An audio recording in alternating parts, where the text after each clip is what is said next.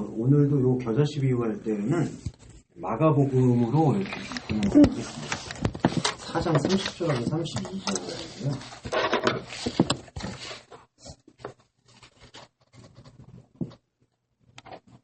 그래도 이거 그러면서 선생님이 다 갖고 계시네요. 신성 선생님 이거 갖고 계시지는 않나요? 있어요, 집에. 있으시죠?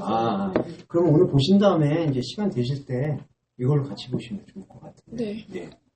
4장 30절하고 32절에서 근데 은씨 씨 오늘 어떻게 오시게 된 거예요? 예, 차원 형제님이 혹시 뭐 아니요. 확인하신 거 아니시죠? 아니에요. 예. 원래 오고 싶었어요. 근데 제가 목요일날 시간이 돼서. 감격적이요. 확연? 하나님께서 좀 이렇게 칭찬해 주시죠. 훌륭하도다. 뭘요? 모형에 오셔서 훌륭하다. 네, 시작하기 전에 잠깐 물어보겠는데요. 네. 그럼 한글 성경을 기록하실 때, 제가 한글도 하고, 개혁기령도 하고, 우리말 성경도 하고, 가끔 바뀌더라고요. 그랬나요? 네.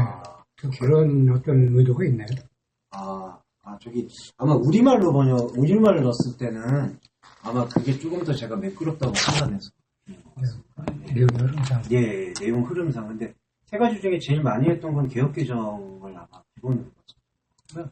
그 다음에 개혁한 글이나 우리말 표준, 이렇게. 그 집사님도 좀 용진 씨한테 인사. 아까 충분히 나눴어요. 충분히 하셨어요, 벌써? 네. 그리고 저기, 심성 선생님이 젊은 영혼에게 하신 말씀. 네? 저기 대학생이세요? 네, 알아요. 예, 대학생에게 뭐 하신 말씀.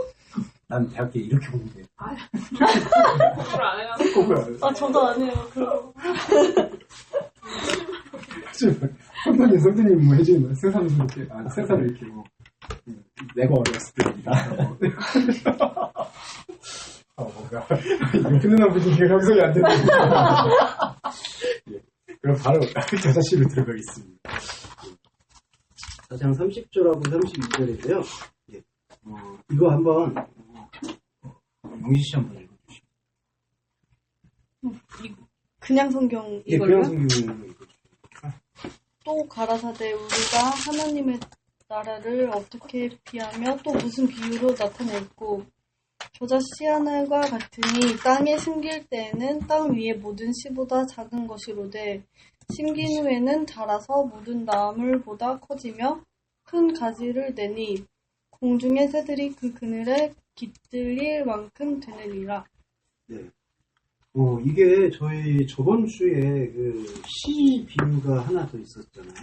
그 씨가 어떻게 자랐는지 알 수가 없지만은, 여기 28절에 있습니다. 땅이 스스로 열매를 맺는다. 땅 스스로가 열매를 맺는 상태. 처음에는 잎을, 그 다음엔 이삭을, 그 다음엔 이삭에 충실한 곡식. 그래서 그게 세 가지 층위를 담고 있다라고 저번에 말씀을 드렸었어요. 이제 저번 주에. 그래서 이게 바로 이제 씨 비유의 두 가지 중에 첫 번째는 그 싹, 이삭에 충실한 곡식. 그거였었고요. 지금 오늘 두 번째는 겨자씨에 대한 비유를 얘기를 하고 있습니다. 그래서 이 겨자씨에 대한 이해를 저번에 그 26절하고 29절에 있었던 그 씨를 땅에 뿌리는 하나님의 나라와 같이 이제 연동해서 보면은요, 땅 자체 안에서 씨가 뿌려져서 그 씨가 이삭을 내고 그 다음에 이삭에 충실한 곡식을 내는 상태. 그게 지금 30절에서 32절에서는 겨자씨 하나로 그냥 통일이 되는 거예요. 그래서 요거는 처음 오신 저번 주에 안 들으신 거 있으니까 그냥 정리해서 말하면 28절에서 열매를 맺는데 열매가 어떤 과정을 거쳤냐 하면은 싹, 이삭의 충만을 넘어서는 혹은 지지하는 시통. 이런 과정. 그래서 이게 땅이 그 그 스스로 열매 맺는 상태. 이게 이걸 말씀드렸던 이유는 지금 이 씨앗 비유가 하나님 나라 씨앗 비유가 두 가지가 지금 같이 병행돼서 나오기 때문에 연결해서 같이 보실 필요가 있어요. 땅이 스스로 열매를 맺는다라는 상태는 땅을 지금 어떤 상징으로 많이 사용하냐면 땅과 인간의 인간의 일생을 같이 지금 보고 있어요. 히브리 개념에서는 항상 땅이 한 사람이 읽어야 되는 그 경작지로 표현이 되고요. 인간의 일생, 인생. 그걸 표현되고 있는데 땅이 스스로 열매를 맺을 수 있는 근거가 뭐냐. 그거를 무엇으로 두었냐 하면은 씨뿌림으로 두었었죠. 땅이 스스로. 근데 땅은 지금 인간의 인생을 얘기하고 있는데 인간이 갖고 있는 이 씨앗과 열매 맺는 요 개념 안에서의 이 인간이 갖고 있는 사이클이 있잖아요.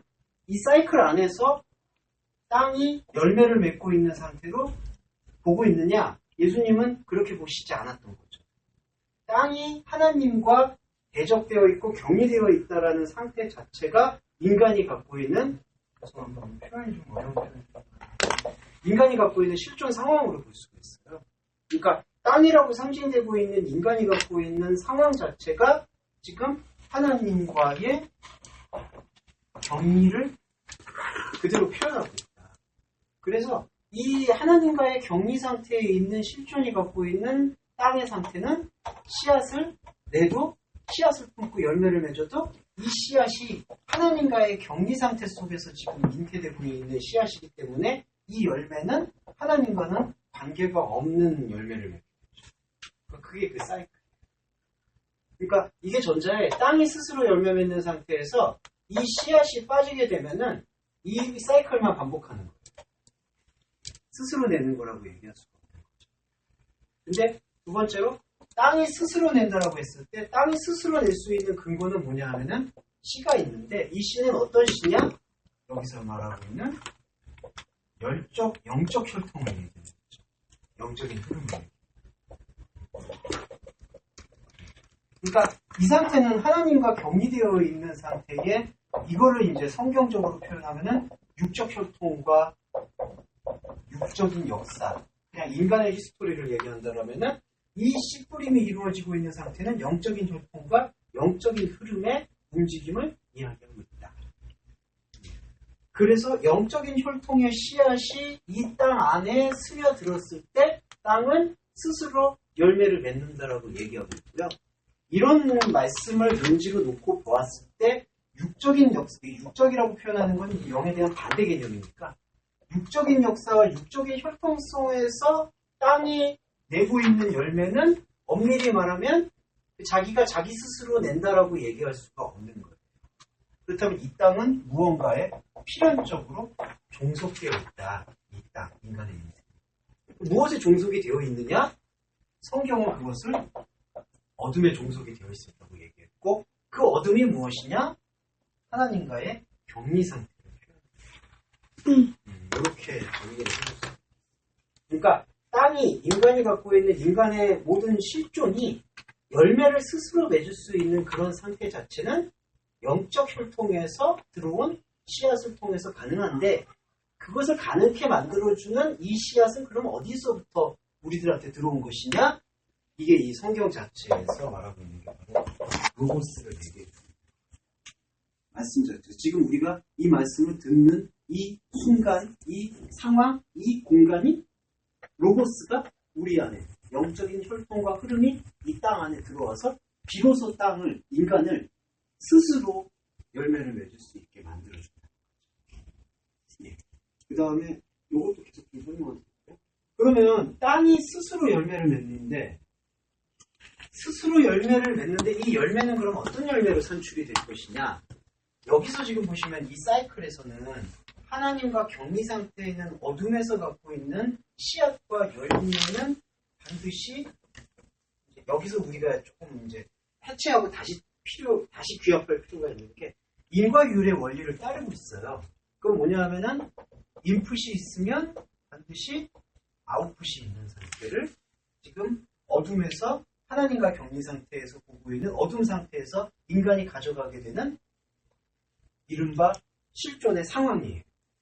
그러니까 내가 무언가를 행했으면 무언가 그 행한 것에 대한 결과, 무언가 관계를 맺었으면 그 관계 맺은 것에 대한 결과. 근데 이것 자체가 나쁜 게 아닌데, 근데 이것 자체가 지금 어떤 사이클과 어떤 연결고리에 얽매여 있느냐가 중요하다는 거죠. 이 씨앗 자체가 하나님과의 격리 상태 속에서 하나님과의 관계가 없는 상황 속에서 씨앗이 태동됐고 열매를 냈거든요. 그러면 이 하나님과의 격리 상태에서 나오게 되는 씨앗의 추동력이라고 하는데 이걸 오르게라고 얘기합니다. 헬라어. 씨앗은 추동력이거든요. 뭔가를 산출해내고 낼 수 있는 힘인데 이 추동력 자체가 하나님과의 격리 상태에 있을 때는 항상 에피디마스, 욕망에 연루가 되어 있어요. 이 충동력 자체가. 그러면 이 욕망에 연루된 상태에서 열매를 내게 되면은 이 열매의 결과는 욕망의 부산물에 불과하다는 거죠. 예. 그리고 아시겠지만 이렇게 욕망의 부산물인 결과로서 열매가 나오잖아요. 그러면 이 열매는 또 다른 씨앗을 상포시켜요. 예. 그러니까 이 부산물, 그러니까 이걸 의식으로 보면요. 사람이 갖고 있는 의식으로 보면 자기 의식 안에 하나님의 생명과의 접점이 없는 상태에서는 이 오르게밖에 없거든요. 충동밖에. 이 충동을 가지고 뭔가 행위하고 움직이고 결과를 만들어요. 그러면 그 결과에 또 내가, 나 안에 있는 내가 있고요. 나와 또 다른 타자가 있어요. 이 나와 내 안에 있는 또 다른 나도 또 다른 씨앗을 가지고 또 다른 충동을 가지고 또 다른 열매를 만드는 거고요. 또 그렇게 만들면 나만 그 영향력이 있는 게 아니라 이 열매가 또 다른 타인에게 영향력을 미친다는 거죠. 그래서 이거는 계속해서 씨앗이 열매를 맺고 열매 안에 씨앗이 나오고 씨앗이 또 열매를 맺고 열매를 맺는데 이게 다 오르게라는 욕망이라는 그 두 가지 카테고리에서 자유롭지 못해요. 예. 그러니까 이게 계속해서 쌓여가는 거예요. 그러면은 땅이 스스로 열매를 맺는 이 열매는 어떤 열매냐? 땅 자체예요. 그러니까 요게 이제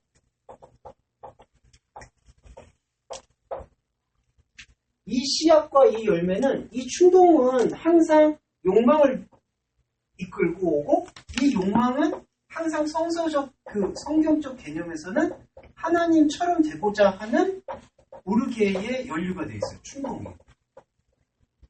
그러면 하나님처럼 되고자 하는 이 충동은 본질적으로 하나님 안에서 나를 찾아가는 과정이 아니라 하나님 밖에서 나를 찾아가는 그 궤적을 갖기 때문에 그 사이클을 갖기 때문에 항상 어떤 그 결과에 대한 대면을 욕구해요. 충동 자체가 갖고 있는 힘이 그래요. 그러니까 왜냐하면 하나님 안에서 나를 발견한다는 것은 하나님 안에서 있는 그저 나됨을 발견하고 느끼는 걸로 이렇게 자족할 수가 있거든요. 이게 이제 창세기 2장, 3장에 보면은 에덴 동산 안에서의 하나님과의 완벽한 그 질서, 그거를 표현해주고 있는데 이 밖에 나오게 되잖아요. 밖에 나오게 되는 그런 존재가 갖게 되는 것은 항상 카인과 아벨의 역사, 노아의 역사, 방주, 아브라함 이런 모든 어떤 역사들이 갖고 있는 게 항상 그 안에서의 자기 발견이 되는 게 아니라 이 목표를 가지고 그 결과를 가지고서 자신을 발견하려고 하는 그런 목표 지향적인 충동과 욕망의 결과가 되어버리는 거죠. 그래서 여기서는 그 씨앗은 꼭 반드시 열매로 귀결이 돼요. 그러니까 생산의 결과에 묶일 수밖에 없다는 거죠. 행위의 결과에 묶일 수밖에 없는 거죠. 이게 바꾸는 이게 육적 역사와 육적 혈통의 한계예요. 근데 이런 한계 안으로 지금 이 영적 혈통의 씨가 들어왔을 때 이 땅은 스스로 열매를 맺게 되는데 이때의 열매는 씨앗이 열매를 맺는 하나님 밖에서 하나님처럼 추구하는 그러한 관계의 고리에 만족되는 게 아니라 그냥 땅 그 스스로 자체, 땅 안에 영의 씨가, 영의 생명이 담겨 있는 그 자체를 열매를 맺었다라고. 그러면은 땅이 지금 스스로 열매를 맺었다라고 했을 때 이게 그냥 영의 생명력이 들어왔다 이렇게 얘기하는데 이게 지금 어떤 구조로 이제 종합이 되냐 하면요. 영적 혈통의 씨가 들어왔잖아요. 영적 혈통의 씨가 들어와서 땅이 스스로 열매를 맺게 되면은 그러면 땅은 그 스스로 하나님의 영의 씨를 받는 존재가 되는 건데 이 존재가 그러면 활동하는 영역이 어디냐? 여기에요. 씨앗.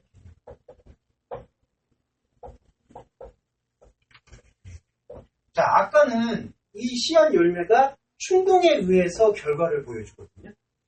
근데 여기서도 똑같은 상황은 있어요. 그러니까 우리는 시간과 공간을 갖고 있고 삶을 살아가기 때문에 뭐 대학을 졸업하면은 취직을 한다든지 가장 나이브하게 얘기하면은 뭐 이제 일을 하게 되고 뭔가 일을 행하게 되면은 항상 그 결과와 같이 가게 돼 있어요. 근데 같은 상황이었는데 지금 영의 씨앗을 밟고 영의 생명력을 들어서 그것을 느끼고 향유했을 때 땅이 스스로 열매를 맺게 되는 바로 그 상태가 구현이 되게 되면 똑같은 프레임인데 이 프레임 안에서는 무엇이 사라지고 소멸되느냐? 바로 이 오르게, 욕망에 근거한 충동이 사라진다라고 얘기하고 있어요. 이거를 기독교의 용어로 말하면은 죄사함이라고 얘기하죠. 속죄. 예. 이게 무화가 되는 거예요. 그걸 어떻게 무화가 가능하냐? 땅을 스스로 열매로 만들어버리는 이 영적인 자족성이 있거든요. 영적 자족성이라는 게 뭐냐면은 땅은 스스로 열매를 맺게 되니까 여기서는 열매를 맺는다라는 그 과정을 씨앗의 전체로 봐요. 무슨 얘기냐면은 이 사이클 자체가 자신의 나의 전부를 이해하게 되는 거죠. 행위에서 얻게 되고 행위에서 얻게 되고 행위에서 얻게 되고. 근데 이게 나의 전부가 되는 게 아니라 요것은 이 씨앗을 내고 열매 맺는 이 과정은 여기서 이 충동에 대한 방향성이 끊어지고 이 씨앗과 열매를 맺고 있는 이 필드, 이 영역, 장 자체가 열매가 되어진 땅이기 때문에 이 열매가 되어진 땅이 씨앗과 열매를 맺게 되는 이 사이클을 자신의 생명 안으로 긍정하게 된다. 이 과정을 설명한 게 싹이 이삭을 내고 이삭에 충만한 알곡을 내는 상태입니다. 결국은 말씀이 우리 안에 이렇게 들어와서 체제가 다 되고 예, 그렇죠. 그런 거에 대해서 그 네. 말씀 가운데 우리가 잘하게 될 때 예, 우리의 생각과 어떤 기존의 예, 어떤 관습, 뭐 규범 이런 것들이 잘라내어지고 예, 예, 그분 안에서 우리가 자라갈 때 예. 이제 된다는 그렇죠. 예. 그리고 이 인간에게 주어졌던 이게 동일한 재료거든요. 씨앗이 열매를 맺고 씨앗이 열매를 맺고. 근데 이 전자의 씨앗이 열매를 맺는 과정은 이 프레임, 그냥 프레임이라고 했어요. 이 프레임 안에서 자기를 다 규정하는 거예요. 그러니까 이게 자기 전제의 전부로 보거든요. 근데 이 프레임이 지금 깨어지고 욕망의 프레임이 깨어지고 땅이 스스로 열매 맺게 되는 영의 프레임으로 들어오게 될 때는 똑같은 프레임이거든요. 이 프레임이라는 뜻은 뭐냐면 그냥 똑같이 밥을 먹고 똑같이 슬퍼하고 똑같이 기뻐하고 똑같은 희노애락을 갖고 있다는 거죠. 근데 그 똑같은 희노애락을 갖고 있는 그 프레임이 변화된다는 거죠. 그러니까 이렇게 생활이나 상황이 변화가 된다는 게 아니라 이것을 더 이상 충동에 꺼지지 않는 불에게 헌납하지 않게 된다는 거죠. 그러려면 계속 예. 그 말씀, 그 씨앗이 자라게 예, 그렇죠. 자라가야 되는 거죠. 예, 그렇죠. 자라다가 중단되는 예. 사람도 있고 다시 예, 그렇죠. 이 싹이 이삭을 내고 이삭을 내. 이게 이제 그 핵심으로 들어가는 과정이에요. 생명의 핵이라고 이걸 얘기하는데 영어 써서 죄송해요. 포화로 들어간다라고 얘기해요. 그러니까 처음에 싹은 이제 이 과정 안으로 처음 들어오는 그리스도의 모습이고 이삭은 그 그리스도의 모습, 그리스도의 말씀과 반응하고 있는 나의 모습이고 이삭 안에서 충만해서 넘어서서 우리한테 보여지는 알곡이라는 표현은 이제 그 반응을 통해서 새로운 나로서 살아가게 되는 상태를 지금 설명하고 있죠. 네, 새로운 나, 그 다음에 발견되어지는 나. 요거는 존재로서의 그리스도 예수. 예. 요게 저번 주 비유의 핵심이었는데, 요거는 신호분이 기억이 나시죠? 땅과, 예. 근데 뭐, 요거 기억나시죠? 포화로 들어가는 거. 예, 이게, 그러니까 우리의 이 표충물을 뚫고 심층부를 보여주어서 그 심층부를 통해서 표충부를 다시 살게 하는 재구성되는 그런 것들을 지금 설명해 주고 그리고 이걸 전체를 지금 하나님 나라로 비유했거든요. 그러니까 이것만 봐도 이 하나님 나라가 미래형이 아니라는 것을 우리는 볼 수가 있어요. 그러니까 하나님의 나라는 지금 현재 우리가 가지고 있는 이 유한성의 도구가 씨앗 열매에는 이 패턴이 유한성의 도구거든요. 이 유한성의 도구, 유한성의 재료가 어떠한 변혁을 맞이하느냐를 하나님 나라라고 얘기하셨어요. 그렇기 때문에 하나님 나라는 우리가 지금 느끼는 이 현재의 말씀의 감흥으로 생명의 빛이, 생명의 중심이 열리지 않으면은 하나님 나라는 구현되지 않아요. 현재 열리지 않아요. 미래에도 열리지 않는다. 그래서 말씀은 항상 우리 안에 현재성으로 들어와서 그 현재성을 가지고 미래를 살 수 있도록 합니다. 인간의 시간에. 이런 과정이 저번 주에 저희가 나눴던 그 씨앗 비유 중에 큰 두 개 비유 중에 하나였고요. 오늘 나누시게 될 것은 겨자씨인데 이거는 내용이 매우 단순합니다. 그래서 같이 나누실 수 있는 내용들이 많을 거라고 봅니다. 동료님 이거 좀 어떠세요? 이 내용을 좀. 네, 그렇죠. 이제 익숙해지시죠, 우리 다. 동료님이 이게 탁월함이 있으십니다. 선생님 표정 변화가 별로 없으시죠? 겨자씨 비유는 30절에서 하나님의 나라를 무엇과 비교하겠느냐 31절에서 겨자씨와 같다. 여기서 이제 중요하게 인식할 수 있는 게요. 제가 왜 전자의 그 씨앗 비유를 장황하게 말씀을 드렸냐면은 우리한테 싹이 들어와서 씨앗이 들어와서 우리가 가지고 있는 유한함을 보여주고 그 유한함을 보여줘서 유한함의 그릇을 깨고 새로움의 그릇을 가져온다. 그래서 우리가 그 새로움의 그릇, 새로움의 가치로 유한한 세계를 살아가게 된다. 그거를 지금 긍정하게 되는 상태를 하나님의 나라라고 얘기하셨는데 그러한 상태를 긍정하게 되었을 때 보게 되는 상태가 겨자씨를 모든 것보다 큰 것으로 보게 되는 상태로 이해할 수가 있는 것 같아요.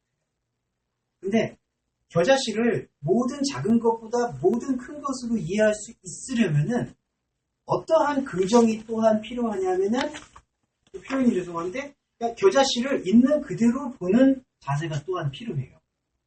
무슨 얘기냐 하면은 겨자씨가 여기서 이 나라의 비유를요. 겨자씨는 처음에 심길 때에는 땅 위의 모든 것보다 작은 것이다. 이렇게 얘기하고 있는데 32절에서는 심긴 후에는 자라서라고 되어 있는데요. 이런 게 이제 마태와 누가복음에서는 자라난다라는 것을 강조를 많이 했어요. 근데 이 마가복음에서의 특징이 뭐냐면요. 31절에서 제가 여기 프린트물에도 좀 적어놨는데 31절에서도 호탄 스파레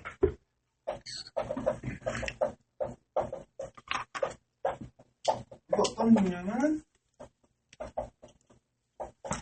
뿌려졌을 때 그래서 한글역에서는요 지금 겨자씨 하나과 같은 땅에 심길 때에는 31절은 지금 31절 그렇게 번역했습니다. 심긴다. 근데 이 스파르데 이게 이제 스파르조가 원형인데요. 스파르조라는 것 자체는 심었다라는 표현은 거의 없고요. 그냥 뿌려졌다라고 얘기할 수 있어요. 그러니까 그냥 접촉했다라는 뜻이 있습니다. 의도가 있어요. 땅 위에 뿌려졌다. 땅 위에 뿌려졌다는 심어졌다라는 그런 표현은 그냥 접촉됐다는 뜻이고요. 그 다음에 32절을 보시면은 32절 심긴 후라고 되어 있잖아요. 근데 여기 원전을 보시면 아시겠지만은 하이호탄 스파레 똑같아요.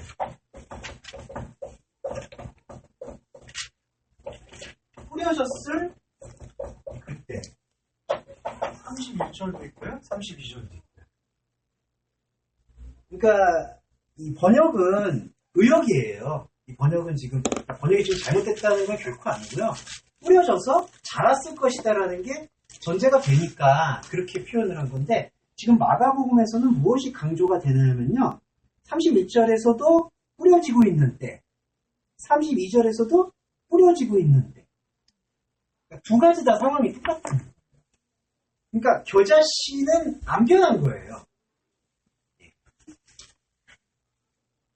그렇죠. 근데 31절에서는 모든 것보다 작은 것.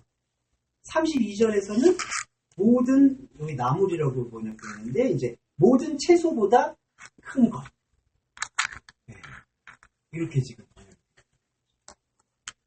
그러면은, 일단 우리가 피해야 될 해석이 뭐가 있냐면요.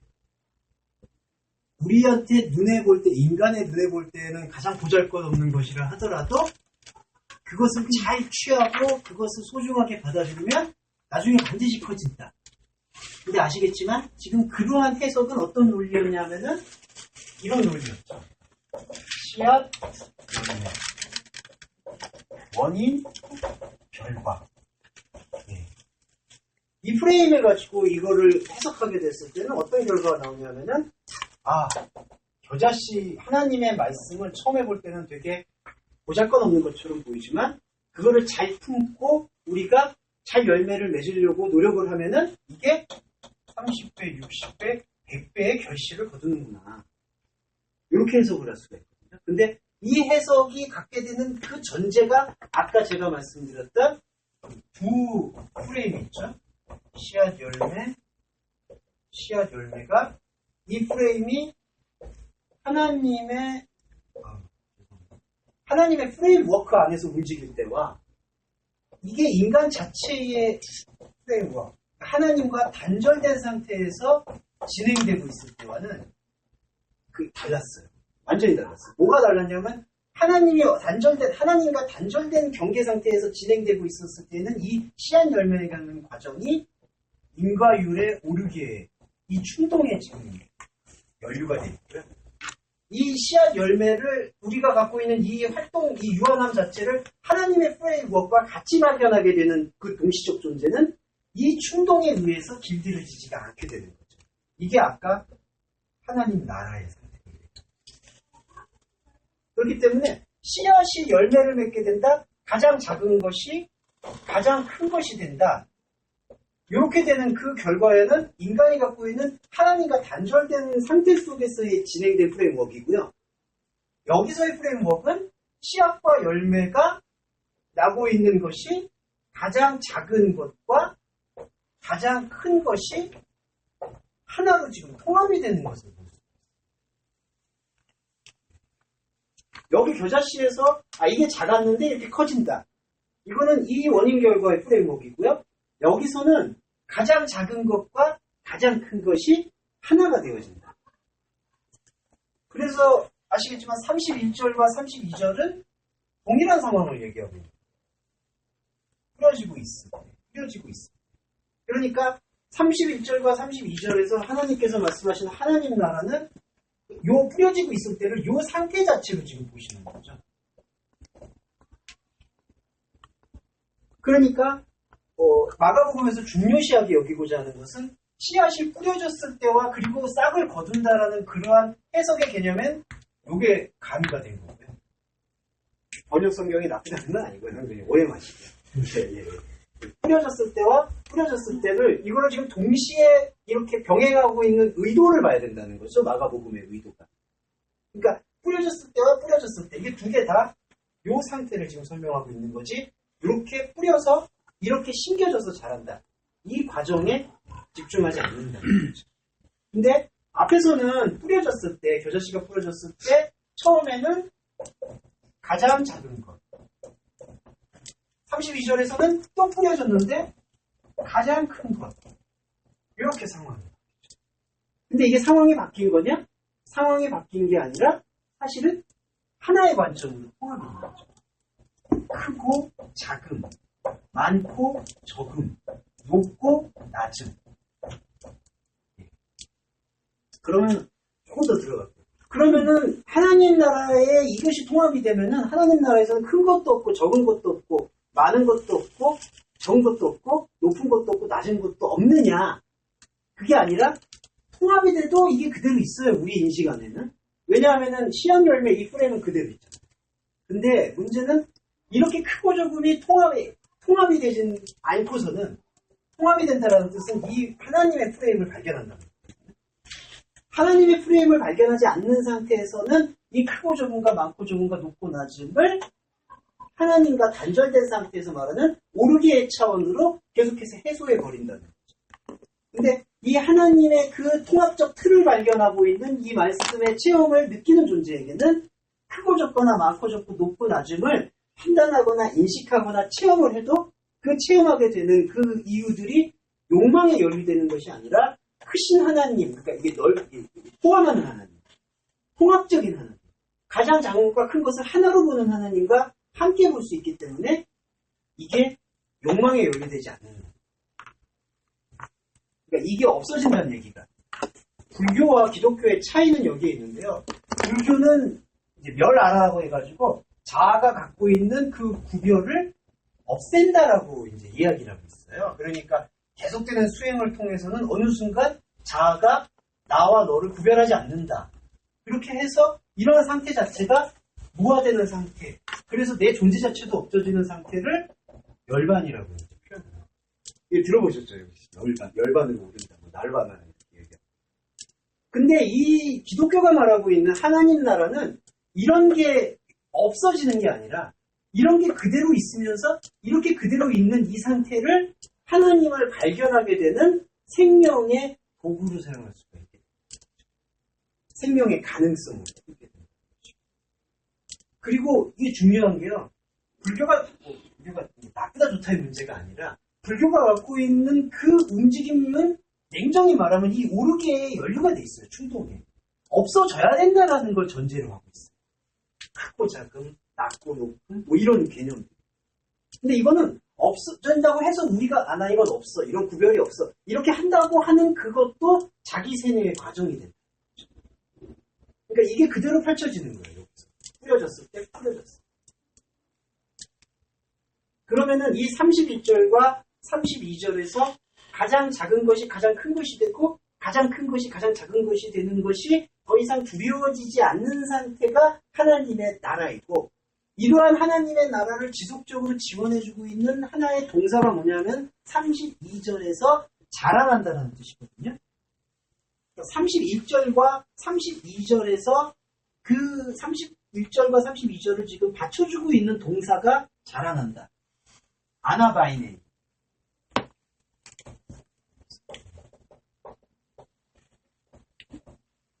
요게 아나바이네라는 뜻이 두 가지가 있는데요. 하나는 위로 향한다라는 뜻이고요. 또 하나는 다시 향한다. 요거 이제 전치사 아나가 합성하고 있기 때문에 요 두 가지가 다 있습니다. 그러니까 자라난다라는 게 지금 위로 향한다. 그거는 이제 그 채소가 씨앗이 뿌려졌을 때 위로 이제 올라간다. 그런 뜻을 갖고 있고요. 또 하나는 이 아나바이네라는 게 다시 향한다, 다시 자란다. 이 두 가지가 다 같이 있는데요. 이걸 먼저 보실게요. 다시 자란다, 다시 향한다. 32절에서 31절과 32절에서 이 가장 작은 것이라고 했었던 이 인간의 이제 이건 중요하게 들어갑니다. 31절에서 가장 작은 것을 겨자씨라고 지금 보게 되잖아요. 겨자씨는 그냥 있는 그대로 인간이 갖고 있는 안목에서 작은 거예요. 그 작은 거를 가지고 우리는 인간의 한계를 봐요. 가장 작은 것 안에서. 인간이 할 수 없는 어떤 그 인간의 무력감을 느낄 수밖에 없어요. 이 작은 것. 근데 이 작은 것의 겨자씨를 인간의 한계로 인식하게 되는 우리한테 위로 향하게끔 만들어주는 새로운 힘이 들어와요. 그게 지금 이것을 말씀하고 계시는 화자라고 얘기하죠. 이걸 나레이터라고 얘기를 하는데, 이 말씀하시는 분이 누구냐 하면은 예수 그리스도이시고, 예수 그리스도의 성령의 영감을 받아서 말씀을 기록한 기록자가 되죠. 결국 이게 두 개는 하나예요. 왜냐하면 이 기록자는 성령의 영감을 통해서 이것을 내었기 때문에. 그러니까 지금 이것이 뿌려졌을 때 두가 똑같은데, 우리가 먼저 인식하는 것은 가장 작다고 했을 때 이 겨자씨를 인간의 한계로 인식을 하는 거예요. 왜냐하면은 하나님의 나라는 겨자씨와 같다고 얘기했거든요. 겨자씨와 같다고 얘기했을 때 가장 작은 것을 보게 될 때 이 가장 큰 것과 통합시켜주는 분의 화평케 하는 분의 존재가 배제가 되면은 이 가장 작은 것은 인간한테는 절망이 될 수밖에 없는 거죠. 왜냐하면은 인간은 나라에 대해서 갖고 있는 비전이 있고 희망이 있고 인간이 갖고 있는 꿈이 있고 큰 것에 대한 욕구가 있고 다른 아름다운 것에 대한 욕구가 있고 다 오르게가 자리 잡고 있잖아요. 그 오르게 충동이 욕망이 자리 잡고 있는 눈으로 봤을 때 가장 작은 것은 한계에 대한 절망밖에는 주는 게 없는 거죠. 근데 이런 한계에 관한 절망을 줄 수밖에 없는 요 상태에서 이 상태를 지금 설명해주고 있는 하나님이 보내신 자가 가장 큰 것이라고 이야기를 했을 때 어떤 자라남이 일어나냐면은 다시 자라나는 일이 생기는데 이 다시 자라난다라는 것은 어떤 뜻이냐 하면은 영의 차원에 눈을 뜬다 이렇게 표현할 수가 있어요. 왜냐하면은 이게 단순 반복이 되는 게 아니라 인간이 다시 자란다고 해서 다시 향한다고 해서 두 가지로 구분해서요. 인간이 자라날 수 있는 그 모습들 그거는 하나님과 관계없이 인간에게 유한적으로 주어져 있는 하나의 에너지거든요. 충동이고 자라는 거. 근데 이거를 다시 자라나게 하신다. 그거는 뭐냐면은 단순 반복이 아니라 이 자라남의 한계를 인식하게 하고 이 자라남 너머에 있는 새로운 자라남, 새로운 성장을 지금 얘기한다는 것이죠. 아나바이네. 그래서 가장 작은 것 안에서 절망을 발견했지만 이 절망을 발견하게 했을 수 있는 근거가 말씀하시는 로고스가 있기 때문에 우리가 다시 자라난다라고 얘기해요.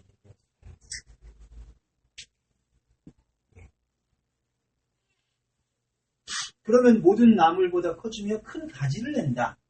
그 다음에 공중의 새들이 이제 깃들인다. 이것도 이제 어떤 영적인 의역을 할 수는 있겠지만은, 근데 저는 이게 마태하고 누가하고 의견들이 좀 다르기 때문에 그거는 이렇게 직유하기 좀 어려운 거예요.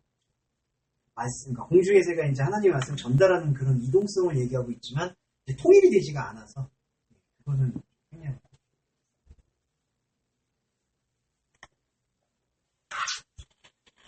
어떠세요? 이거는 한번 이 적용점을 좀 생각을 해보면은 일단 이 적용점의 한계를 발견하는 게 필요해요. 우리가 생각했을 때 하나님 나라는 분명히 보잘것없는 것일 거야. 그렇지만은 하나님의 능력으로 큰 걸로 바꿔주실 거야. 예. 근데 이때 이 생각 안에는 하나님의 나라는 커야 된다라는 전제가 있어요. 그리고 커야 된다라는 전제가 우리가 갖고 있는, 인간이 갖고 있는 생각 안목에 개입이 있을 수밖에 없는 거죠. 그렇게 됐어요. 부분을 그러면 쉽게 이해할 수 있어요.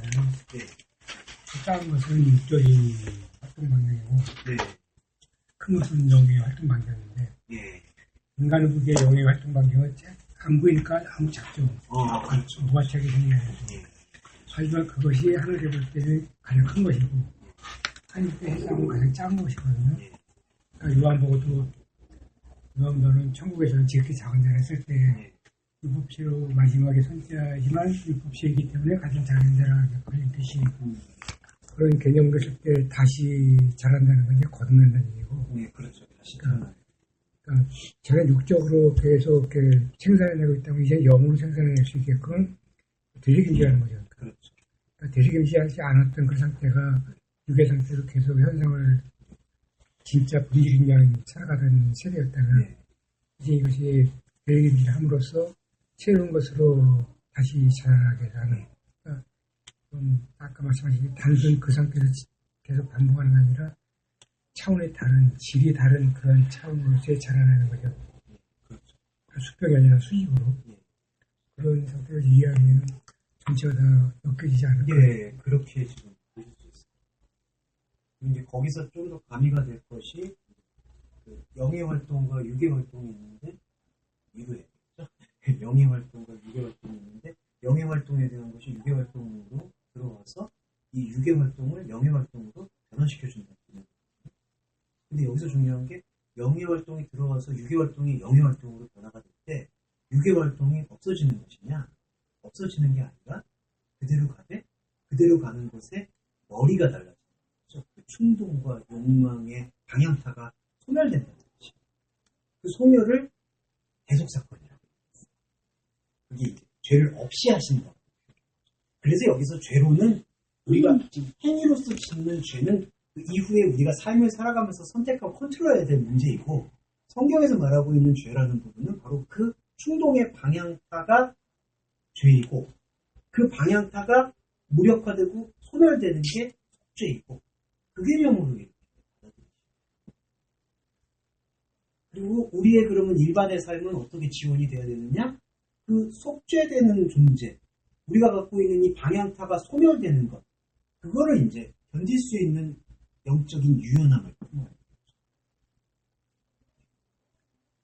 아까 오시기 전에 자매하고 내는 게 그런 내용이거든요. 아니, 언제 그런 또 심도 깊은 얘기를 간단한 얘기였는데 결과로 그 얘기가 돼버리는데, 신앙생활하는데 세상 사람들하고 나와의 그 괴리감이 많이 느껴진다.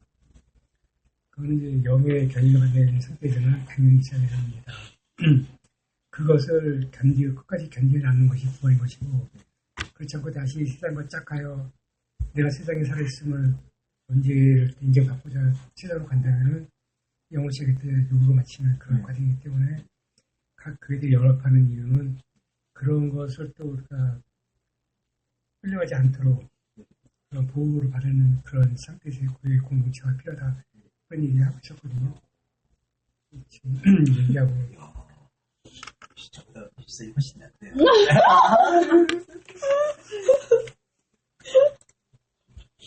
신집사님, 집사님. 오늘 이거는 저번 주에 했던 그 씨앗들하고 비교해서 보시면은 괜찮아요.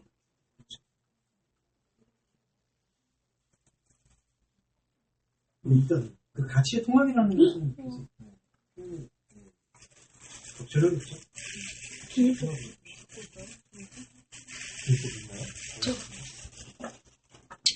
쉬었다 안 가요? 아니, 아니 뭐 기왕 일어나신 분. 네. 원래 쉬어요, 중간에? 네. 아 쉬어야죠. 저희는 쉬는 시간 없잖아요. 없었나요 이게?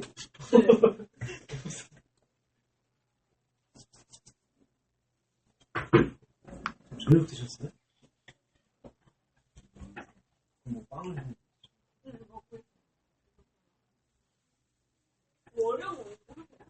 네, 월요 모임은 사당에서 거기서 요한복 15장 15장 하셨어.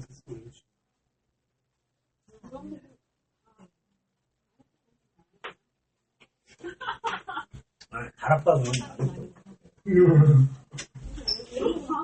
아, 그랬었네. 네. 오늘 듣진 않고 뭐 내일이나 주말 이 앞전에 이동한 것도 있으니까. 아, 피곤할 때. 원래 커피 원래 잘 안 먹어요. 아,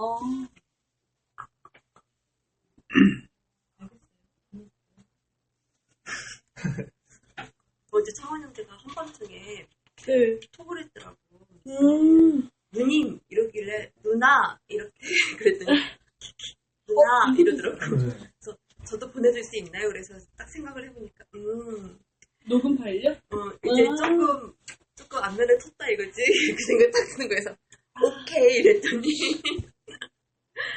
다 듣더라고요. 근데 이게 이번 게 안 올라와갖고. 얼마 전까지 왜 나 그거 저쪽에 소개한 거 그건 몇 개 없어. 녹음을 못했어 그때 우리 차 준비하느라. 근데 막 양과 염소 비유는 36절에서 46절까지 사실은 이어져 있습니다. 근데 이 46절까지 이어져 있는 이야기에서 지금 중요하게 제시가 되고 있는 게 오른편과 왼편이거든요. 그래서 오른편과 왼편에서 46절까지 갔을 때 저희는 영벌에, 의인은 영생에 들어가리라. 그래서 영생에 들어가게 되는 자들은 이제 이 앞에 비유에서 양의 선별을 받은 존재. 그 다음에 영벌에 들어가게 되는 존재는 이제 염소의 상태 속에 빠져 있는. 그렇게 지금 구별되는 것을 이렇게 볼 수가 있고요. 그 다음에 보시면은 이 중간에 나오고 있는 것 중에 40절에 보시면 여기 내 형제 중에 작은 자의 하나에게 한 것이 내게 한 것이다. 이런 것. 그 다음에 또 하나 번역되고 있는 것은 나그네 개념을 지금 얘기했고요. 43절에 나그네 되었을 때. 그 다음에 45절에 지극히 작은 자 하나에게 하지 아니한 것이 내게 하지 아니한 것이다. 이게 세 가지가 작은 자한테 안 했다. 나그네를 대접하지 않았다. 지금 또 지극히 작은 자한테 하지 않았다. 그래서 이 존재들을 염소라고. 근데 이 묵상은 제일 주목해서 보실 수 있는 것은 첫 번째는 인자가 올 때입니다. 31절에서 인자가 자기 영광으로 천사와 함께 올 때에 자기 영광의 보좌에 앉을 것이다. 이렇게 표현했는데 예수님의 이 비유와 예수님의 움직임 안에서 저희가 이 월요 모임에서는 계속해서 그 시간성에 대해서 말씀을 드렸는데 월요 모임도 시간성이 많이 대두가 됐었죠. 이게 뭐냐 하면은 영광으로 온다. 이게 온다라는 게 미래 시제로 쓸 수 있지만 그 미래 시제가 어떤 미래 시제냐? 하나님 시간에서의 미래 시제다. 무슨 뜻이냐면은 사람의 아들이 자기의 영광 안으로 올 때는 나중에 재림해서 오신다라는 그때를 지금 표현하는 것만이 아니라 지금 와 있다는 얘기를 하고. 그러니까 인자가 자기 영광 안으로 그리고 모든 천사라고 얘기하고 있잖아요. 천사는 아시겠지만 천상적 존재로 구분이 되느냐? 그런 경우는 극히 드물어요. 신약을 보시면은 안겔로스 천사는 전달체로 알려져 있어요. 메신저죠. 그러니까 천상적 존재를 얘기하는 건 구약의 몇몇 표현들에 불과해요, 사실. 근데 어쩌다 이미지가 약간 이 천사가 자꾸 이게 뭔가 그 하늘의 존재들로 많이 언급이 되다 보니까 천사라고 번역이 많이. 그러다 보니까 지금 여기도 미래 시제로 이제 인간의 미래 시제, 재림의 시제로 예시를 하다 보니까 자기 영광으로 천사와 함께 올 때인데 이제 그게 마지막 때라고 지금 표현하고 있는 볼 수가 있는데 이거는 마지막 때라고 보기보다는 바로 지금 하나님의 말씀의 씨앗이라고 볼 수 있는 사람의 아들은 왔다라고 볼 수가 있어요. 근데 뭐가 같이 왔느냐? 그와 함께하는 거룩한 천사들과. 거룩한 천사들이 무엇이겠느냐? 이게 이제 의미가 있죠. 거룩한 천사가 메타 그를 체험, 경험하는 거룩한 제가 이런 용법을 좀 해볼게요. 그는 지금 여기 보시면 인자가 되고요. 사람의 아들은 예수 그리스도로 되고요. 그를 경험하는 거룩한 말씀체들과 함께 있다. 그러면서 말씀체들과 함께 있는 상태에서 자기 영광의 보좌에 앉는다. 그 앉는다라는 것은 티뎀이라는 기본어를 갖고 있어서요. 자리매김하다. 자리매김하다. 자기 포인트를 잡는다. 예. 그런 뜻을 갖고 있습니다. 포인트. 그래서 요걸 보시면은 지금 이 36절에서 인자가 자기 영광으로 일단 자기 영광은 또 무엇이냐? 이거는 독사라는 뜻은 자기의 생각, 뜻, 철학적 용어로 쓰면 존재 기반. 그러니까 예수 그리스도의 존재 목적이죠. 예수 그리스도의 존재 목적은 하나님 보내시는 목적은 사람을 사랑하기 위함이고 인자가 자기의 생각, 영광이라고 번역돼 자기의 영광으로 오는데 그 올 때, 오는 때, 그 엘데, 온 상태 그거는 어떤 상태와 함께하고 있냐면은 그를 경험하는 거룩한 말씀체들과 함께하고 있다. 그러면 여기서 중요한 게 거룩한 말씀체들은 양들을 얘기해요. 이게 이 양과 염소의 핵심이고 결론입니다. 양들에게서 제일 먼저 제시가 되는 거는 이 히브리서 개념도 그렇고요. 신약 성경 전체를 보면은 첫 열매가 나와요. 사도 바울의 표현을 빌리면 첫 열매고요. 요한복음의 표현을 빌리면 이게 6월절 어린 양. 그리고 이게 아까 그 씨앗 비유에서 이삭에 있는 알곡, 포화, 핵심, 핵, 중심. 네, 이렇게. 그러니까 이 말씀체들은 결국 지금 저희와 지금 이 말씀을 나누고 있는 우리들이에요. 그리고 이 우리들의 근본은 이 양의 처음이에요. 그게 바로 이제 6월절 어린 양이라고 표현되고 있는 사람의 아들이에요. 그러니까 이게 입체적인 게 그가 오고 있는 예수 그리스도가 오고 있는 지금 재림의 영역은 우리가 살고 있는 인간의 시간 아니거든요. 근데 우리가 살고 있는 인간의 시간과 인간의 공간 안에서 그가 올 수 있으려면 자기 보좌의 영광에 앉는 것이 우리들한테 느껴지려면 우리의 영적 감각이 살아나야 되는데 그 영적 감각을 살아나게 해줄 수 있는 존재가 바로 양이라. 그리고 양과 연합되어져 있는 말씀체들이 그를 경험한다. 그러니까 순서가 어떻게 되냐면요. 그가 먼저 말씀을 통해서 우리 안에 들어와요. 우리 안에 들어와서 당신의 양의 됨을 보여주어요. 그러면서 우리가 갖고 있는 이 종의 결정적인 차이를 극복을 하고, 극복이 뭐 염소가 양으로 성질이 변화된다는 게 아니라 이 염소가 갖고 있는 그 상태에서 양에 대한 그 생명의 퓨어리티, 그 순수성을 이제 이끌어내는 거죠. 그거를 조금 더 제가 좀 앞서서 얘기했지만 여기서 보면은 32절에서 양과 염소를 분별한다라고 되어 있는데 요거를 다시 직역을 해보면 염소들로부터 양들을 이끌어낸다. 그래서 요게 요 상관관계예요. 그리고 이게 제가 그 아까 양과 염소가 이렇게 왜 끊었냐면은 아예 종이 다르잖아요 지금. 아까 집사님도 말씀해 주셨지만은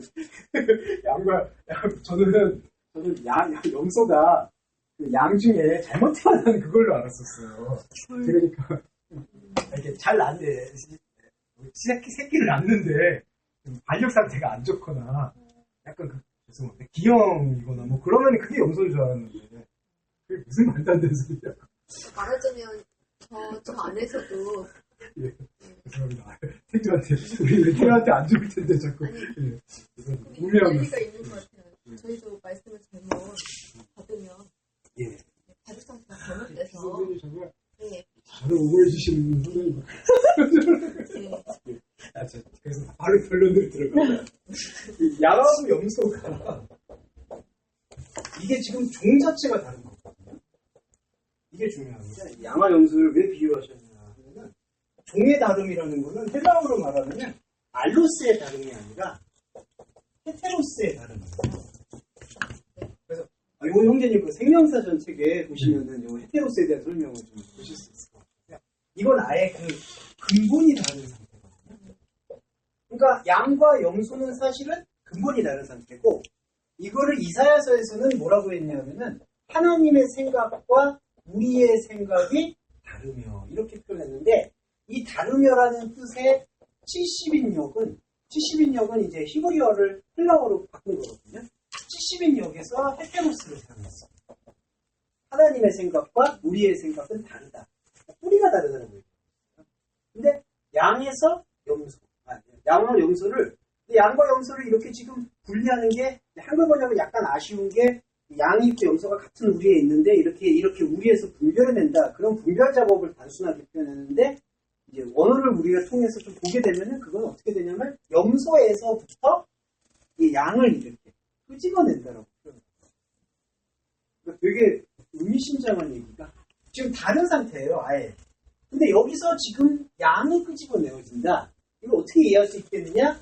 이게 바로 요한복음 2장 14절의 사건과 접목이 됩니다. 말씀이 육신이 되어 오셨다. 그래서 양과 염소의 비유에서 예수님이 하고 싶었던 얘기는 이 구약 아벨의 제사를 일깨우게 하기 위한 목적이 있는 것 같아요. 아벨의 제사에서 양의 제사가 가미가 되었었고 자신이 어린 양이라는 그 개념에 대한 표현을 염소와 양과의 관계에서 염소가 뭐 종이 나쁘다, 양이 종이 좋다 그런 내용이 아니라 종이 완전히 다른 생각이 완전히 다른 상태에서 이 염소의 생각 안으로, 인간의 생각 안으로 양의 들어옴을 통해서 이 염소라고 표현되고 있는 인간의 프레임워크 안에서 하나님의 프레임워크를 일으켜낸다라는 것을 지금 설명해 줍니다. 그래서 양과 염소를 분별하는 그 과정을 어떻게 해요? 이 염소라는 그 종의 다름에서 양을 이끌어낸다. 여기서 오해는 없으셔야 되는 게 제가 염소를 좋아하는 편입니다. 그러니까 오해는 없으면 염소가 뭐 열등하다, 양이 우수하다 이런 개념이 아니라 양은 그 당시 구약 성서에서 계속해서 제사의 제물로 사용되었었기 때문에 양을 사용을 합니다. 양한테 특별한 의미를 부여해요. 그러면서 이제 33절에서 보시면 양은 오른편에 염소는 왼편에 두리라 이렇게 얘기했는데 여기서 이제 약간 예수님께서 그렇죠? 예수님의 말씀은 이제 성령의 영감을 받았으니까 여기서 암시를 둔 게 왼편이라는 단어가 두 가지가 있는데요. 유노이안이라는 단어가 있고 또 하나는 그냥 실제로 왼편이라는 그 단어가 있습니다. 근데 여기서는 유노이안이라는 단어를 사용했어요. 그래서 오른편은 메익손 그냥 오른쪽이라는 뜻인데 왼쪽은 평판이 좋은 선한 이름 안에 있는 그런 뜻을 갖고 있어요. 약간 의미가 좀 그러니까 이 단어는 지금 33절에서 있는 단어는 하나는 우리가 표현하는 그런 거 있잖아요. 상징 의미, 하나는 과학 의미. 그렇게 지금 돼요. 그러니까 만약에 이거 정영재를 표현할 때 정영재님의 그 직위와 실제를 이렇게 비교했다고 해요. 단어 선택. 그러니까 오른손 왼손 이렇게 표현한 게 아니라 하나는 진짜 오른손, 하나는 평판이죠. 예. 이 단어는 사실 두 개가 맞진 않아요.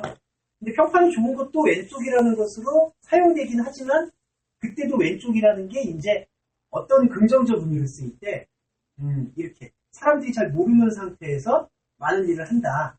평판이 좋다. 아, 저 사람은 저렇게 평판이 좋은 일을 한다. 그런 뜻으로 쓰이는 단어. 그러니까, 예, 그러니까 이게 긍정적인 의미로 사용이 되고 있어요. 근데 여기서 이 의미 자체가 이제 우리들한테 들어와서 갖고 있는 게 34절에서 46절까지 가시면 보셨어요. 여기 34절에서 46절에 가시면은 지금 세 가지가 나왔잖아요. 지극히 작은 자한테 한 것, 그 다음에 나그네 된 것, 그 다음에 또 지극히 작은 자. 이게 지금 어떤 의미를 갖고 있냐 하면은 계속해서 이 평판이 좋은, 이 평판이 좋다라는 뜻이 다시 의미를 풀어보면은 이름이 친숙한, 잘 알려진, 익숙한 그것이 상징하는 바는 인간이 안목적인 것, 인간의 안목과 생각으로 이렇게 평판이 좋아지는 것. 그거를 지금 얘기하고 있어요. 염소가 왼편에 있다라는 뜻은 뭐냐 하면은 계속해서 사람이 보고 있는 관점에서 당연히 선택할 수 있는 것들을 최선을 다하고 있는 상태를 염소의 상태라고 해요. 그럼 이거는 왼쪽이라는 것은 하나님의 관점이 아닌 예. 인간의 그렇죠. 안목. 예, 그렇죠. 아까 첫 번째 CBU하고 말씀드리면 하나님 프레임워크가 없는 상태에서 사람이 갖고 있는 프레임워크. 그러니까 여기서 우리가 좀 예민하게 봐야 될 게 지극히 작은 자한테 하지 않았다라는 것을 어떤 우리가 그 약한 사람 그리고 불쌍한 사람 그런 사람들을 돌보지 않고 큰 사람들만 봤다. 그런 어떤 인간적인 안목의 그 표피성만 보면 안 된다는 거예요. 무슨 얘기냐면은 지극히 작은 자를 인간적인 관점에서 돌보지 않았기 때문에 염소와처럼 저희들은 영벌에 들어간 것이다. 그렇게 보는 관점이 아니라 인간적인 관점 안에서 최선을 다한다 할더라도 이건 냉정하게 얘기하면 인간이 갖고 있는 최선을 다하는 관점에서 인간이 갖고 있는 휴머니즘 속에서 평판이 좋은 그 평판이 좋은 프레임워크를 계속해서 실행하고 있다 하더라도 하나님의 프레임워크, 하나님의 생명의 터전이 없으면 그것이 여기서 냉정하게 얘기했죠. 영벌에 들어간다. 그러니까 이거는 그 46절까지 이어지는 나그네 된 것, 형제한테 한 것, 이것이 어떤 그 긍휼의 바탕이나 인간의 그 동정심에 대한 성실성 여부를 두고 판단하는 문제가 아니라는 거예요. 그러면 지극히 작은 자는 누구냐? 나그네는 뭐냐? 이게 이제 기존의 통합이에요. 지극히 작은 자가 아까도 말씀을 드렸지만은 이게 이제 우리가 이제 감당해야 될 몫이에요.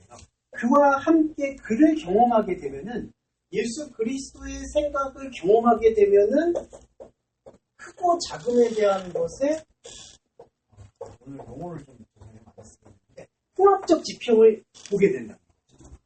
근데 중요한 게요. 이 통합적 지평이라는 것이 그 무엇이에요? 우리가 규정 지을 수 있는 게 아니에요. 우리가 이것에 대해서 이야기한다는 것은 이게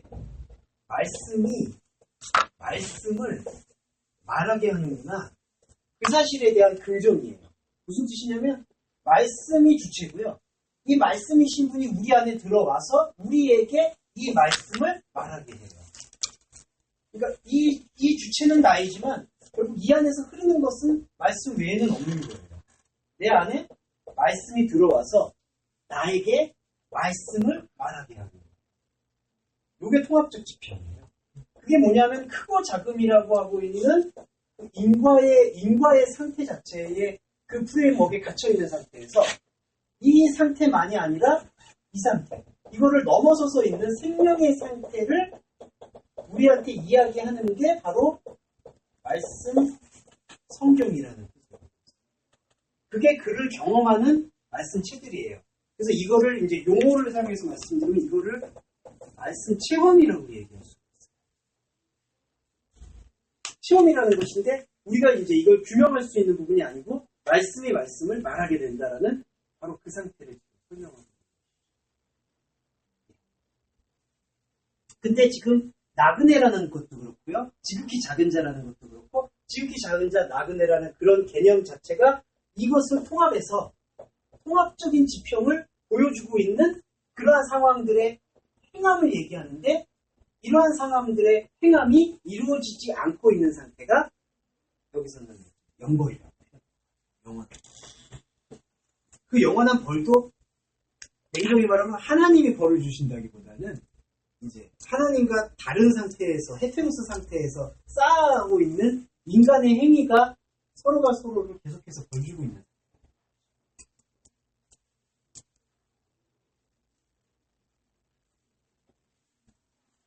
이거를 한번 정리를 해보면은 양과 염소의 비중에서요 우리의 존재를 지금 염소라고 비교하신 거예요.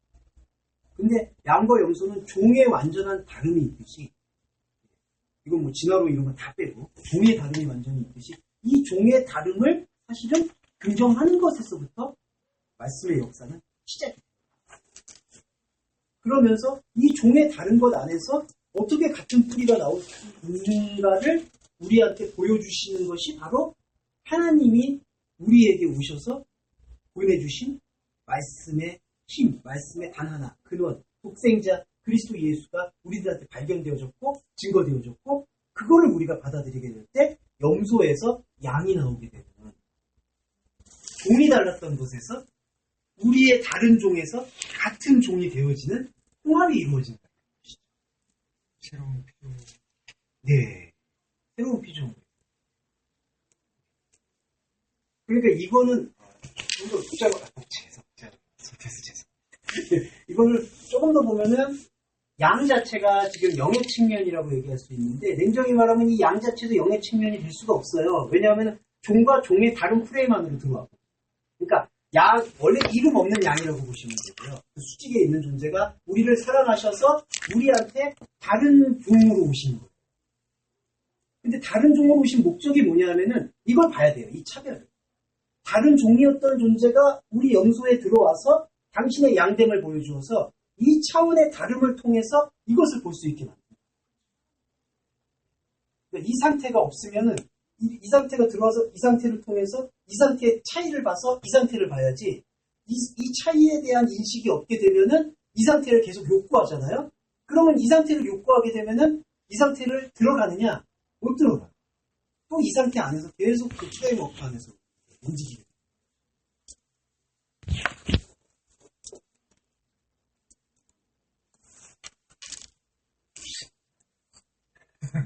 양에서 염소에서 양이야, 양에서 염소에서 양이에요. 염소에서. 염소에서 양. 제가 양에서 염소 이러면 안 되니까.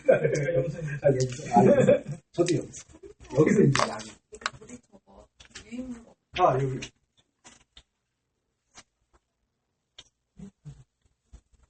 500원입니다.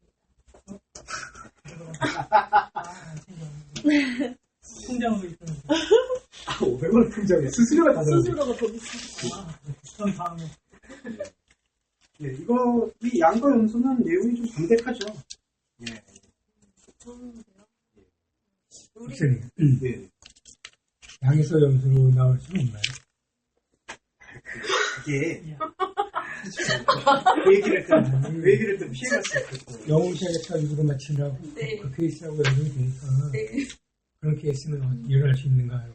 예, 그런 북한의 이제 소리가 우리 안에서 나오는 현상들에 대한 지적은 바울 텍스트에서 이제 많이 지적하는 거고요. 예수님은 여기서 이제 어떤 우리 안으로 찾아오신 그 사랑에 대한 표현에 좀 집중하셨거든요. 근데 집사님 말씀대로 이제 우리가 이러한 어떤 의미 안에 계속되는 말씀 체험이 이렇게 지속되지 않는다. 이게 뭐 지속이라는 게 꼭 막 노출된다 이런 뜻만이 아니다. 우리 안에 감흥이 일어나지 않으면은 계속 왼편에 대한 사람의 평판에 대한 그리고 사람의 평판에 대해서 한 가지 더 말씀드리면 계속 반복해서 말씀드리는 게 사람의 평판이 좋다. 그러니까 인간이 볼 때 좋아 보이는 걸 쫓아간다. 그것만이 아니에요. 인간이 볼 때 나빠 보이는 것도 나빠 보인다는 자체도 좋다라는 것의 상대성 안에 모여 있으면 그 자체가 평판이 좋은 거예요. 그러니까 그거를 조금 같이 염두에 두시면 좋아요. 그게 이제 제가 아까 그 책을 쓴 그 목적도 평판이 좋다. 이게 그 보수주의적 생각이고요. 진보주의는 평판이 좋은 것만 쫓아가면 안 된다. 정의를 얘기해야 된다. 이런 쪽이에요. 자꾸. 그러니까 진짜 휴머니즘을 찾아야 된다. 아니야 이게 휴머니즘이다. 그러니까 계속 이 프레임이 되다 보니까 이 프레임 너머에 있는 것, 너머라는 표현이 뭐 저렇게 위에 있는 그런 게 아니라 이 프레임 자체를 진짜 조성하고 있는 진정한 근원의 태를 보지 못하게 만듭니다. 그러니까 말씀은 그거를 보게 계속 우리들한테 지금 인도하고 있는 역할을 하는 거예요. 그러니까 우리가 설교를 들을 때나 설교를 하실 때, 말씀을 나눌 때, 뭐 이러한 삶이 지금 우리가 현상이 부패됐습니다. 나쁩니다. 악합니다. 개선해야 됩니다. 그 개선해야 되는 거를 얘기할 때 말씀과 이거를 그냥 너무 손쉽게 그냥 다이렉트로 연결해버리면 이런 것도 있잖아요. 아모스서에서도 공법이 하수같이 정의가 흐르게 해라. 지금 이 사회가 부패됐기 때문에 이렇게 하나님의 의로움이 넘쳐 흘러야 된다. 맞는 말인데 맞는 말의 과정에서 이러한 과정 부분을 통해서 봐야 된다는 거죠. 그렇지 않으면은 마치 그 정의를 실천하는 게 모든 기준이 되는데 성도님도 아시겠지만 정의의 기준은 사실은 상황에 따라 그러니까 보편적인 것도 있다라고 얘기하지만 사실 저는 그것도 의심해요. 보편성에 대한 그렇기 때문에 그걸 너머를 통해서 잠정적으로 우리 사회를 살고 있을 때 사람들에게 해를 끼치지 않게 하는 게 뭘까라는 거를 내가 가지고 있는 바운더리와 관계망에서 접근하는 거예요.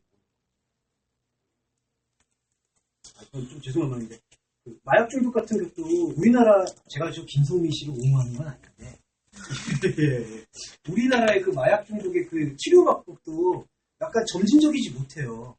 그러니까 딱 끊어놓고 그것에 대해서 어떤 그 약물 프로그램이나 사실은 그 치료 프로그램 자체가 거의 없어요. 근데 그거 자체에서 매주마다 도핑 검사. 예. 그러니 제가 뭐 김성민 씨 편을 드는 건 아니에요. 한번 봤기 때문에 또 애정이 있다는 건 아니죠. 그 사람이 되게 순수한 사람인데. 아, 요번에 약물, 그 집행유예, 2년 전에 마약 투약 때문에, 플로폰 투약 때문에 집행유예 중이었는데 2주 남겨놓고 지금 또 걸려가지고. 우린 어떻게. 선생님 지치셨어. 주인이 있었어요. 결혼했는데. 네. 그래, 결혼해서 새 인생 산다고. 되게 즐거워요. 그러니까 약간 그걸 잠정적으로 좀 그 개선하는 방향을 취해야지 딱 이렇게 결정을 해놓고 너 마약 하나 안 하나 두고 봐라 이런 잣대가 약간 좀 그러니까 그런 평화나 의의 기준에 대해서 성경이 말하고 있는 의의 기준과 조금 분리한 다음에 다시 통합해서 볼 필요가 있다는 취지에서 말씀을 드린 거지 뭐 그런 건 절대로 아닙니다. 예, 관심 잘 안 가지십니다. 마약이랑 그거 프라이버시적 측면도 없지 않아요? 사실은. 네. 프로포폴도 사실은 양치잖아요. 아니 강남에 계시면서 역시 자매님 정말 왜요? 강남에 있으면 알아야 돼요? 강남에 오면서 나오니까. 아, 내시경 할 때 맞는 거. 네, 내시경. 수면 잠 잘 맞는데. 때. 네, 그리고 저는 피부 내시경 좋아지. 한 적 없어요. 피부 좋아진다고요? 그게 피부 좋아진다라는 정설이, 낭설이. 절대 못 들었고요. 절대 못. 완전 부정. 지금 저 어떻게 돼? 그냥 원장님들 예. 다 눈 뜨고 하거든요, 저처럼. 아, 왜냐면, 내시경을? 네, 그거, 어떻게 믿고, 잠자면서 내시경이에요. 불안해서. 근데 저는 막, 너무 막, 저는 제가 자고 있을 때 소름 끼쳤어. 누군가가 내 몸에 손을 댄다는 것도 싫은데, 속에다가 그 긴 거, 소독 그 제대로 좀 했을 그러면 마취 안 하고 해요? 어떻게 해요? 때 그냥 하거든. 이렇게 물, 병원 이게, 할수 있어요. 네, 저는 그냥 하는데. 아프겠다. 예, 어머님. 이제 잠깐 민망하지만 아니, 근데 그게, 마취보다는 안 하고 하는 게. 의사들은 다 눈 뜨고 걸려요. 의사 엄마하고 저는 거의 눈 뜨고. 제가 나약했나 봐. 저는 막, 부분 마취, 전신 마취 해주세요. 저도 그래요. 근데 호흡만 잘하면 네. 잠깐 침 조금만 흘리고 해. 근데 자매님 죄송합니다. 아니, 강남에 사는 분이 다 안다는 거는 저의 편견이거든요. 그게 뭔데요? 그게 이제 잠 잘하고, 그 연예인들이 수면 잘하거나 피부 좋아질 때, 그 이승현 씨가 뭐 걸렸던 거. 산습투약이에요. 잠 안 왔나 보죠. 돈 있으면 물 먹고. 예, 불면이나 뭐 그런 거. 예. 예.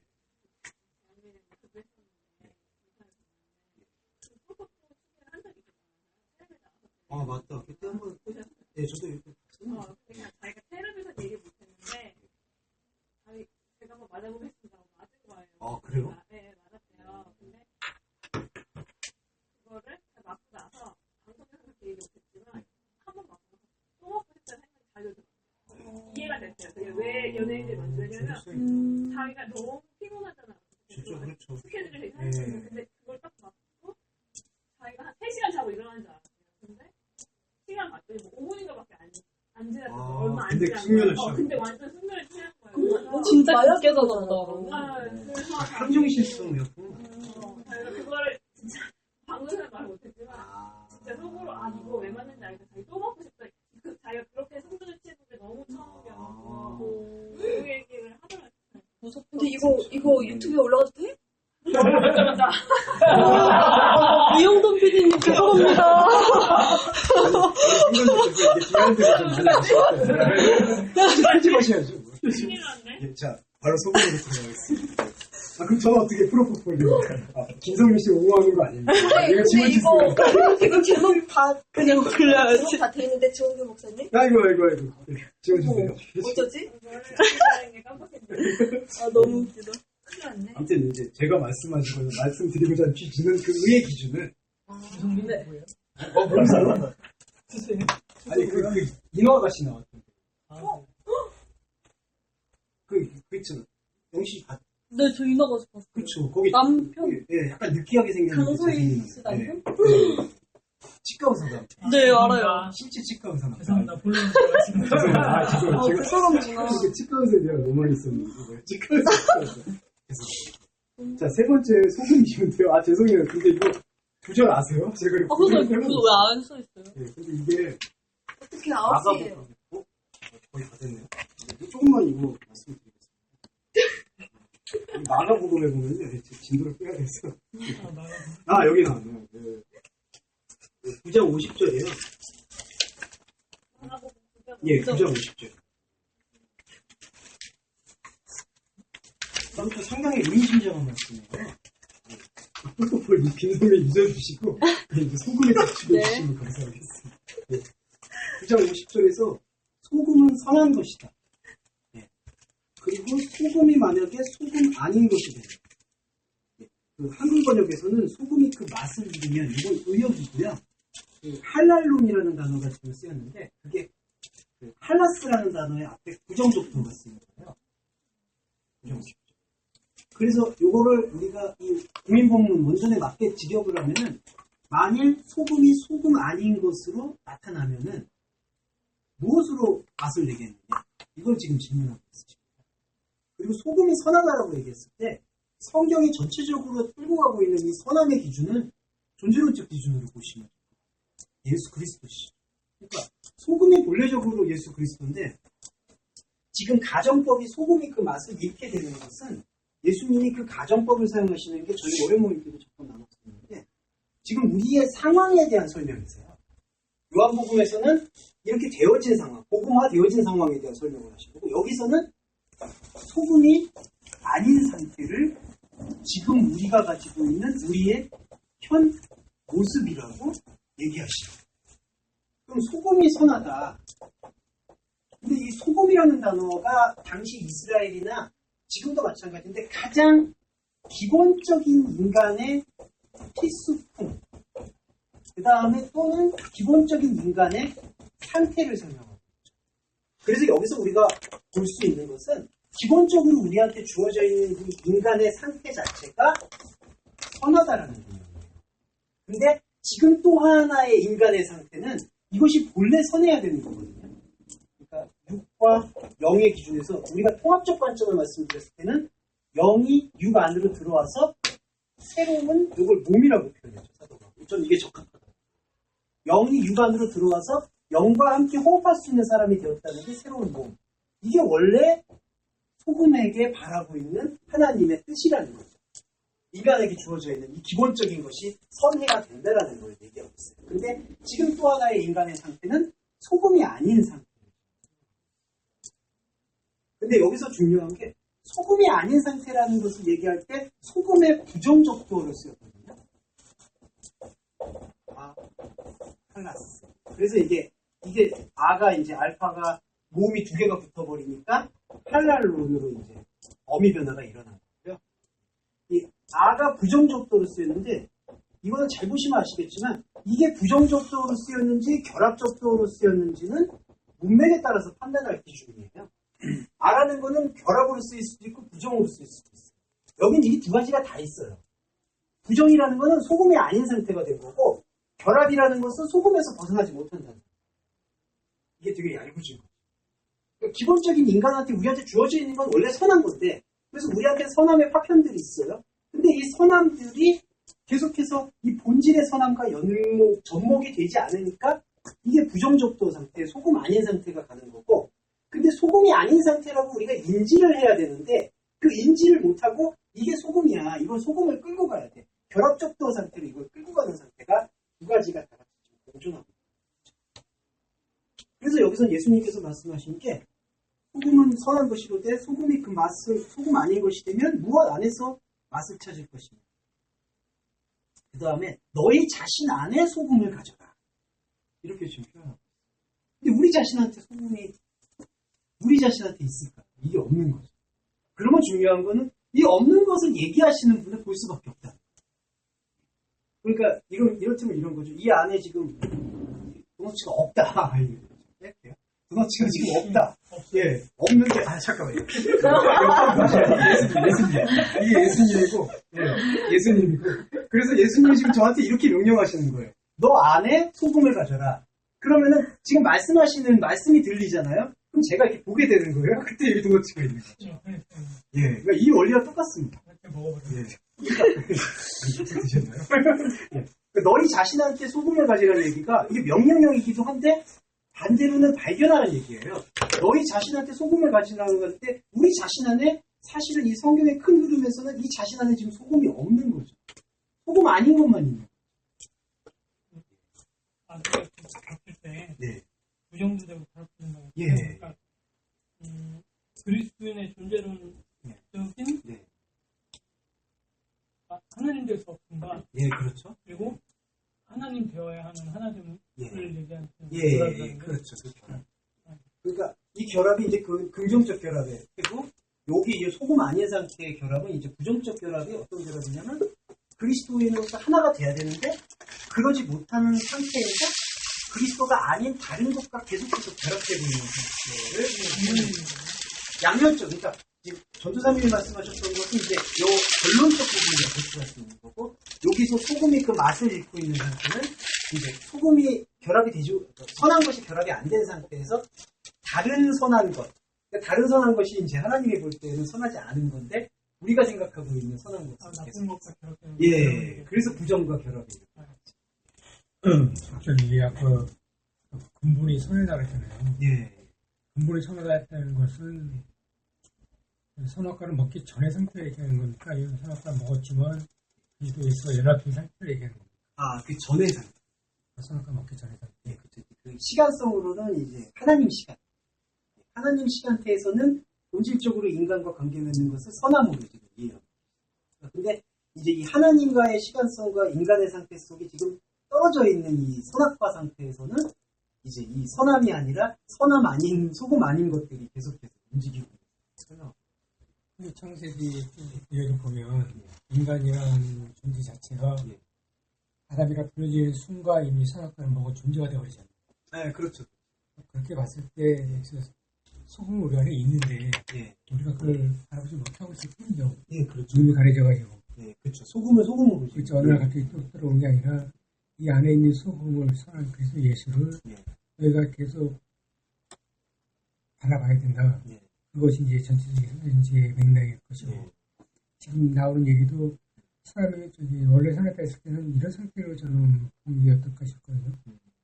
그러니까 선악과 먹기 이전에 하기 때문에 저는 선악과 먹었지만 그리스도에서 하는 연합된 상태로서의 소금의 상태에 있는 것. 그래서 마태복음에서 너희는 소금이다 했을 때 이런 상태이기 때문에 소금을 한 것이지 그렇지 않으면 무슨 근거로서 우리가 소금일 수가 있는가. 그렇죠.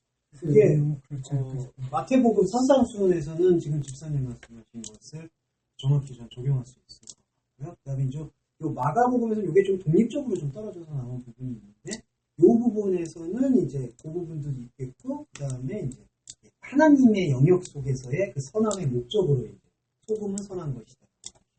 그렇게 해서 하나님의 창조 의지를 네, 의지를 근거에 두고 지금 예, 근거에 두고 해석을 예, 소금은 선해야 되는 것인데 예. 우리가 갖고 있는 상황이 소금이라고 예. 하는 것이 네. 또 예, 예수고 예, 제대로 된 사람은 예, 그리스도인인 결혼해, 거죠. 예, 그리스도인이.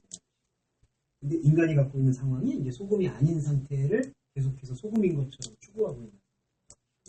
그래서 마지막으로 이러한 근거를 얘기하는 게 창세 전부터 이제 그리스도의 사랑으로 내가 소금을 선한 것으로 규정하고 있다. 하나님께서 그거를 말씀하시는 명령이 너희 자신 안에 소금을 가져라.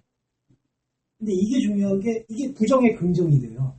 너희 자신한테 소금을 가지라고 명령을 하셨는데 그러면 우리가 또 덕행을 통해서 덕스러운 행함을 통해서 소금을 만드는 거냐?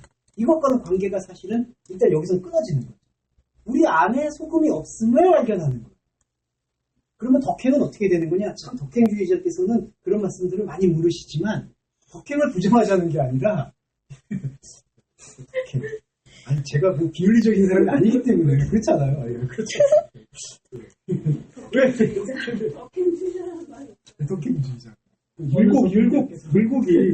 율곡 학회에서 그런 얘기를 하더라고요. 덕행주의라. 예.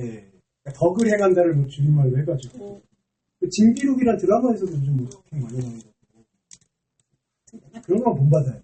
아무튼 뭐 그게 나쁘다는 건 아닌데 지금 이 소금을 지사님의 표정이 그랬어요. 아까 양방에서 그랬더니 두 번째. 그 신원감을 다른 개그만 생각하고 있는데. 그래서 너희 안에 소금, 여기 한글 번역은 너희 안에 소금을 두고 서로 화목해라 이렇게 하는데 요거를 분리해서 보면 너희 자신 안에 소금을 가져라 먼저. 그리고 서로 안에서 화해해라. 평화롭게 지내라. 예, 이렇게 이웃사람이죠. 이 서로 안에 화평하라고 하는. 그래서 앞에는 너희 자신 안에 소금을 가지라고 했을 때의 그 근거는 우리 안에 소금 없음에 대한 고백이 나와야 되겠고 그 고백이 그냥 부정으로 그치게 되는 게 아니라 그 고백의 근거, 내가 고백을 함으로써 고백의 근거를 보는 거예요. 이렇게 고백할 수 있는 근거가 누구한테 있냐? 내가 없다라고 얘기할 수 있는 근거가 나한테 없는 것을 있는 것으로 주시는 분이 있기 때문에 고백을 하는 거예요. 화목이 있어요. 네. 화목이 그,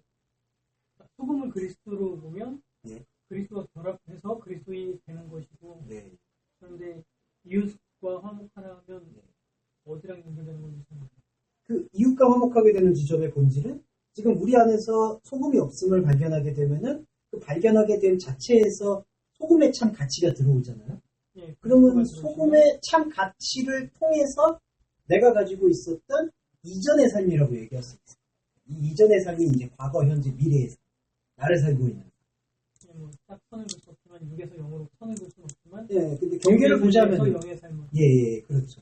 그래서 그 육의 삶을 살고 있는 존재들에게 내가 가지고 있었던 깨어난 영의 상태를 계속해서 비춰주는.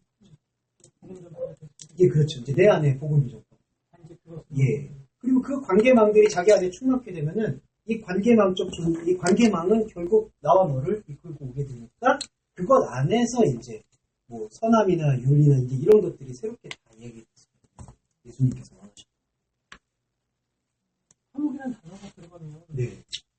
무조건 두 개를 당연히 생각하고 어석을 하는 게 맞는 거예요. 어떤? 일단 말씀에서 화목이라는 것은 하나님과의 관계를 두고 얘기하잖아요. 네. 우리가.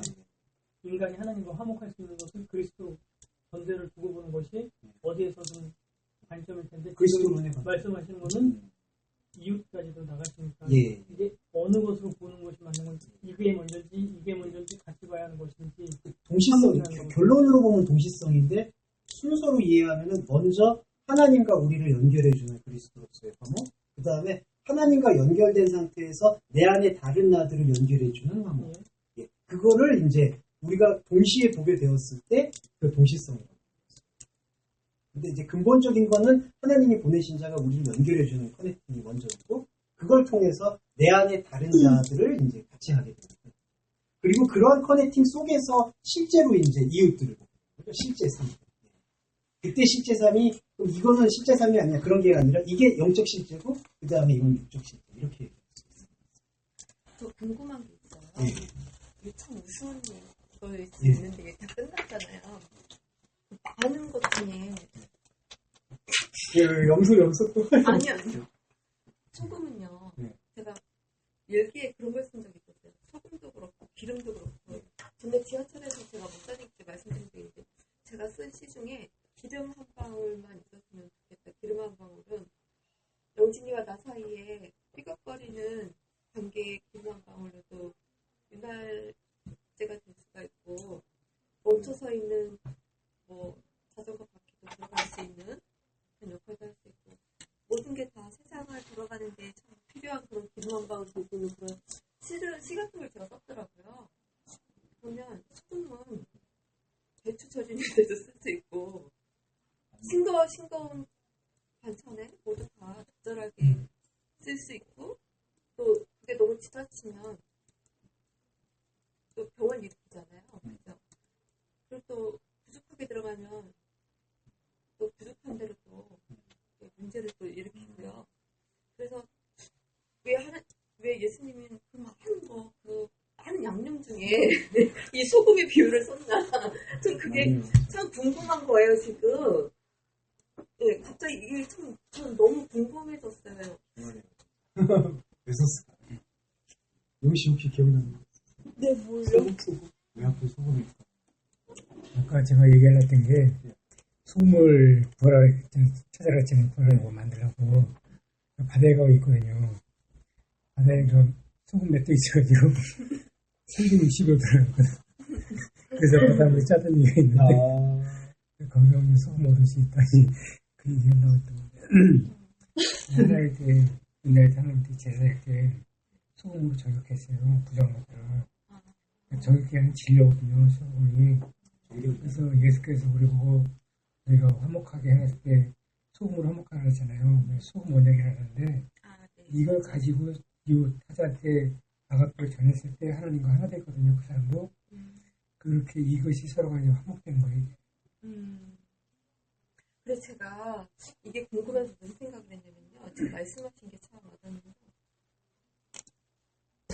소금이 예수 그리스도라고 했잖아요.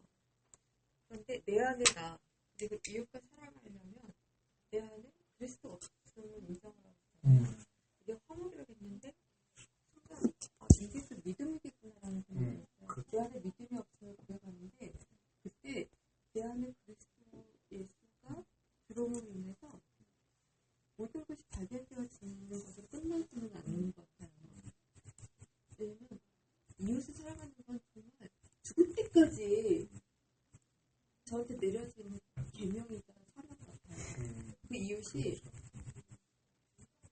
내 안에 의무는 내 안에 나, 그 옆에 있는 정원인데 공부사는 모두가 다 이렇게